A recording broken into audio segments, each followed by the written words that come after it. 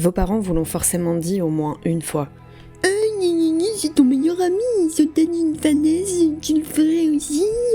Et on a tous répondu non mais c'est pas pareil. Bah le mec dont on parle aujourd'hui, lui il répondrait que ouais, carrément, et qu'en plus il ferait un salto arrière pour le style. Bienvenue dans Mythologie grecque décomplexée, installe-toi confortablement et serre-toi un verre. Aujourd'hui, je te parle de Pirithos. Mais prenons un instant avant de démarrer l'histoire du jour pour vous parler d'un jeu qui va vous faire rire, rager et vous exclamer « Oh mon Dieu !» autour de la table. Et cette fois, promis, ce sera pas à cause d'une opinion lunaire d'un de vos potes. Le jeu s'appelle justement « Oh mon Dieu » et c'est un jeu de cartes ultra convivial inspiré de l'univers de la mythologie grecque.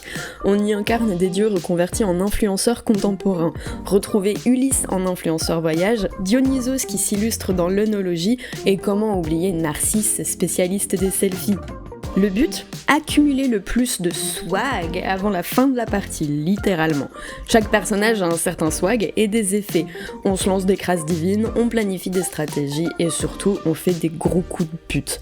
Tu vois ton pote faire le show et sortir Zeus ? Rétorque avec Némésis qui te permet de le détruire direct et le remettre à sa place. C'est compétitif, c'est drôle, c'est malin et il y a de quoi mettre l'ambiance pendant des parties rapides, tout comme des heures. Reste à savoir si tes amitiés vont résister à cette putain de méduse qui est juste surpuissante. Bref, si vous aimez les cartes, les dieux, la stratégie et voir vos proches perdre la foi, foncez découvrir Oh mon Dieu qui sponsorise cet épisode sur Instagram ou plus simplement en tapant Oh mon Dieu sur Google. Revenons maintenant à l'épisode. Pirithous, ou Pirithous, ou Pirithos, mais moi je dis Pirithous, est un roi thessalien de sang plus ou moins divin et d'un héroïsme plus ou moins marqué. Par sang plus ou moins divin, je veux dire qu'il est bel et bien le descendant d'un dieu, mais pour ce qui est de savoir lequel, les versions divergent. Il est communément admis qu'il serait un fils d'Ixion, lui-même fils d'Arès, mais on dit aussi que Zeus se serait transformé en Ixion, ou en étalon, pour coucher avec la femme d'Ixion, Dia, donnant ainsi naissance à Pirithos. Celui-ci est donc bel et bien le descendant d'un dieu, reste juste à savoir si c'est Zeus en tant que père ou Arès en tant que grand-père. Maintenant que la question de la filiation est éclairée, reste à comprendre pourquoi je qualifie son héroïsme de plus ou moins marqué. En fait, pour être parfaitement honnête, je sais toujours pas si on peut vraiment dire que Pirithos c'est un héros. Certes, il est brave, il est courageux, c'est un habile cavalier, il n'hésite pas à prendre les armes quand le devoir l'appelle, ça devrait suffire à qualifier de héros, mais ses exploits, bon, ils sont clairement pas au niveau d'autres personnages mythologiques, quoi. En tout cas, que ce soit lui ou non, il y a clairement un héros dans cet épisode, et il va marquer la quasi-totalité de la vie de Pirithos, le sublime Thésée. Il est impossible de parler du premier sans mentionner le second. Ils sont quasiment inséparables les gars, alors qu'au tout début, c'était plutôt mal parti. Thésée, j'en ai pas encore parlé dans ce podcast, mais pour ceux qui connaissent, vous savez qu'il a fait un sacré paquet de trucs stylés et d'exploits qui lui valent une réputation du feu de Dieu à travers la Grèce. Cette renommée remonte jusqu'aux oreilles de Pirithous qui devient malade de jalousie. Il se dit que les rumeurs sont sûrement exagérées par les Athéniens pour faire les intéressants et les chauvins, genre « Hein, vous avez vu, y a pas que Héraclès qui déchire tout, nous aussi on a un héros, il est bien chez nous, gna gna gna gna. » Bref, Pirithous il l'aime pas, Thésée. Donc rien que pour le faire chier, il va jusqu'en Attique et il lui vole une partie de son troupeau histoire de voir comment il va réagir. Évidemment, sans se faire attendre, Thésée débarque, épée à la main, prêt à récupérer ses bœufs et à éclater la tronche du voleur. Pirithous, loin de prendre la fuite, voit son rival approcher et sent ses jambes se dérober. L'armure du héros l'éblouit, ses pas semblent faire trembler le sol, son épée scintille autant que ses pectoraux luisants de sueur, animés par une musculature saillante dont les fibres ondulent au rythme de sa détermination. Ses yeux le fixent, lui coupent la respiration. Il prend de l'élan, entame une attaque puis s'arrête, voyant que Pirithous ne flanche pas. Les deux hommes se regardent, se jugent. Pirithous réalise qu'il a bel et bien un grand héros en face de lui, et éprouve un respect aussi soudain qu'inattendu. Il s'écrie qu'il réalise l'outrecuidance de son acte et qu'il se pliera au jugement de Thésée pour se faire pardonner le vol du troupeau. Thésée ne demande rien de mieux que l'amitié du jeune homme. Instantanément, ils deviennent best friends forever. Bon, si je prends cette voix un peu bizarre depuis tout à l'heure, c'est parce qu'en fait on dit aussi parfois qu'ils étaient un peu plus que best friends forever. Enfin moi j'ai toujours envié cette capacité masculine à nouer des liens sur la base de rien du tout. Bref, depuis ce jour, les deux comparses se traitent comme des frères. Ils ont ensemble pris la mer avec les Argonautes et ont participé à la chasse au sanglier de Calydon. En fait, pour se débarrasser de ce sanglier ravageur, le roi de Calydon avait fait appel au plus brave des héros. Thésée ayant répondu à l'appel, Pirithous a aussi ramené sa fraise. Bon, ni l'un ni l'autre n'ont vraiment contribué à tuer le monstre parce que Pirithous a cru qu'il était le personnage principal. Et il a tenté d'attaquer le sanglier tout seul, voilà, et Thésée a dû s'occuper de lui sauver les miches. Et il est logique que plus tard, Thésée soit invité au mariage de Pirithous avec Hippodamie, la fille du roi Adraste, à ne pas confondre avec une autre Hippodamie, la femme de Pélops. C'est là où la version du mythe où Ixion est le père de Pirithous a du sens, parce qu'elle fait qu'il a pour demi-frères les centaures, ce qui explique la présence d'édits centaures au mariage, élément clé pour les événements qui vont suivre. D'ailleurs, accessoirement, parmi les convives, on trouve tous les dieux de l'Olympe, à l'exception d'Eris et Arès, ce qui n'est quand même pas très sympa, parce que Arès, on l'a dit, c'est son grand-père. Enfin voilà, les époux se sont dit oui, la fête bat son plein, et pour compenser toutes les calories brûlées en dansant, le banquet est pris d'assaut. Si la nourriture est un franc succès, elle n'est pas autant appréciée que le vin. Surtout par nos amis, les centaures.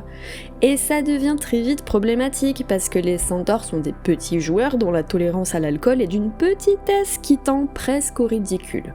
En quelques gorgées, l'ivresse totale les prend. Et on a tous ce pote qui, en soirée, se prend pour le plus irrésistible des dragueurs une fois la barrière des 2h du matin passée. Enfin, c'est ce que les réseaux sociaux m'ont appris. Moi, perso, je suis une petite nature, et les rares fois où on peut m'observer picoler, j'ai toujours une excuse pour rentrer avant minuit. On s'en va les couilles, couilles, on s'en va les couilles. En tout cas, vérité du monde réel ou pas, c'est le cas dans notre histoire. Les centaures passent en mode Bernard Je veux faire l'amour et se tournent vers les femmes présentes au mariage. Bim bam boum, le plus ambitieux d'entre eux s'empare carrément de la mariée dans un manque de respect total envers Pirithous. Thésée fulmine et le réprimande.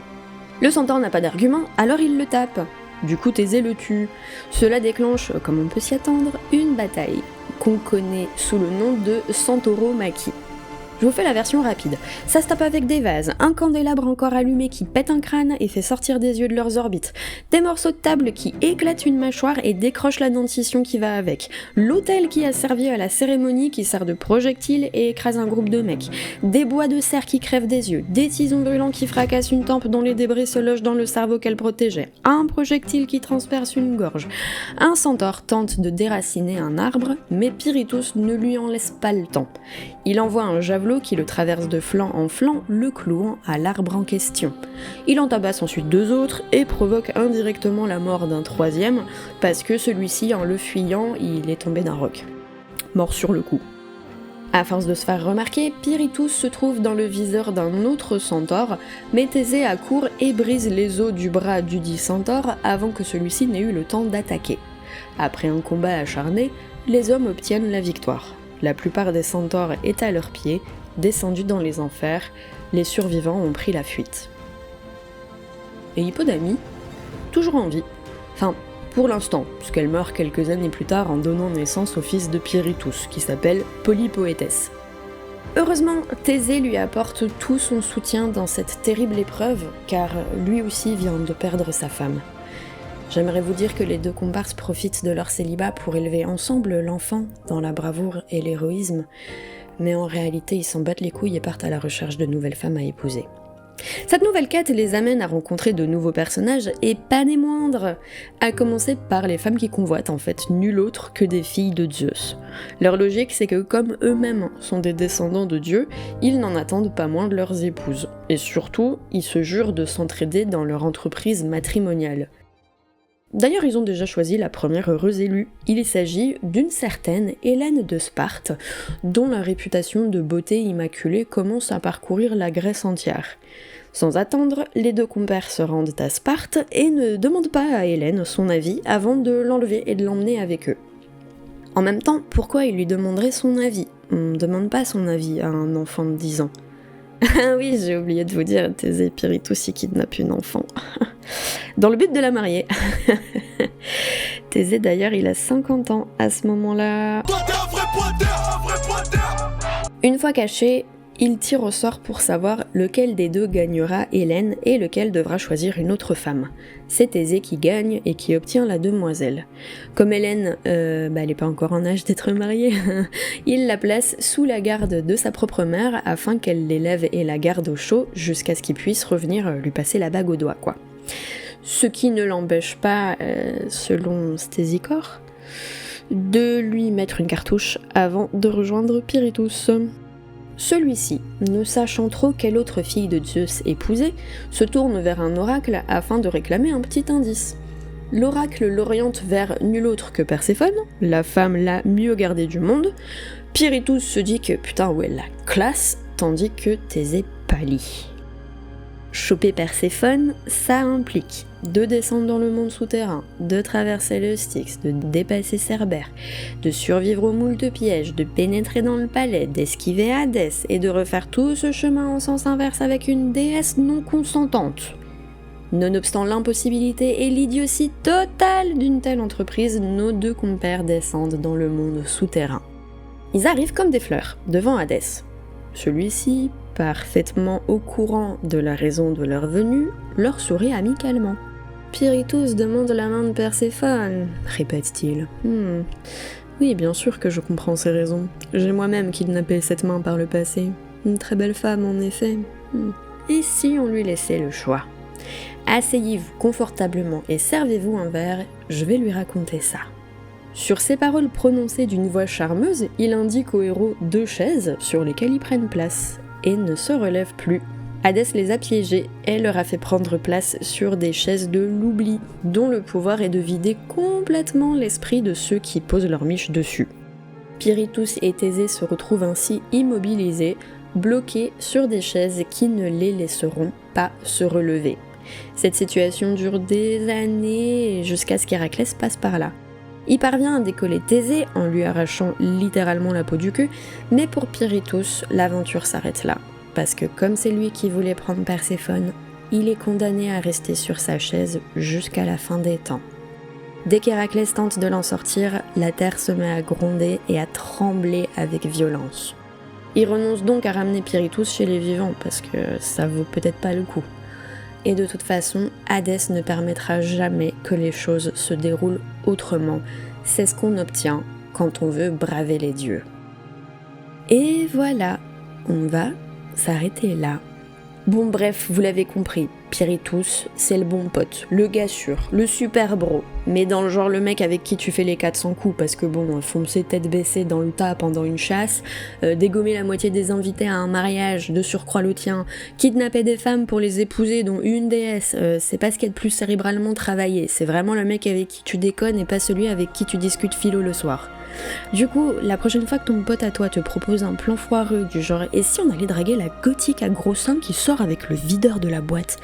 Repense à Pirithous, parce que spoiler, ça finit mal.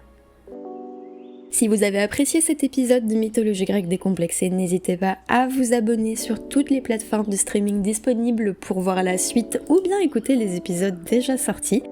Si vous êtes des fans de mèmes et d'humour, la page Instagram @mythologie grecque décomplexée vous attend pour les petits bavards. Le Discord du Mont Olympe est disponible, vous trouverez les liens en description. Si vous souhaitez soutenir Mythologie grecque décomplexée financièrement, vous pouvez aller jeter un coup d'œil au Tipeee et donner soit un euro symbolique, soit une plus grosse somme, c'est vraiment selon ce que vous voulez. Un grand merci aux tipeurs du mois de juin. Merci beaucoup à Eludéo, Charles-Auguste, Philandrina, Angela Nappe, Aventurine, Ilona, Mélinda, Valzul, Verven, Scotty, Kuramato et Omelette. Ça fait des mois que vous me faites un petit don mensuel et vraiment je tenais à vous remercier. Je vous remercie 2 fois par mois, mais là vraiment un gros merci. Et je remercie également Milky qui nous a rejoint récemment et qui fait les super artworks, ainsi que Prosper qui me permet d'utiliser sa musique pour faire les outros. Vous trouverez leur lien également en description. Sur ce, on se retrouve dans 15 jours pour un nouvel épisode de Mythologie grecque décomplexée. C'était Margot pour vous divertir.